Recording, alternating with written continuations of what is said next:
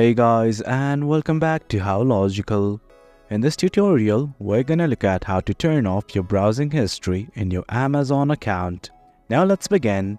Well, as you can see, I have already logged into my account. In case you have not to log in, it is quite easy. Initially, what I would like to do is simply hover over on Accounts and List.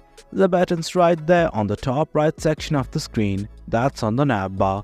I'm just gonna hover over it. And as you can see, something like this opened up. Well, I'm only gonna focus on this Your Account section. I'm just gonna scroll down, and right here you can see something like Browsing History. Simply click on it. You will then be redirected to this new page. Well, as you can see, I have no recent views, and I would like to keep it that way. I'm gonna click on this gear-like icon on the right hand side, and from here, what I would like to do is simply go to More Settings. Here you can see it is showing something like Turn On, Off Browsing History. Well, I do want to turn it off, so I'm just gonna toggle off this button right here. And as you can see, my browsing history is turned off.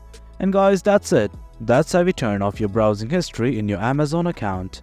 Hope you guys found this video informative, and for more content like this, do remember to hit like, share and subscribe. Your support fuels us. Until next time, thank you.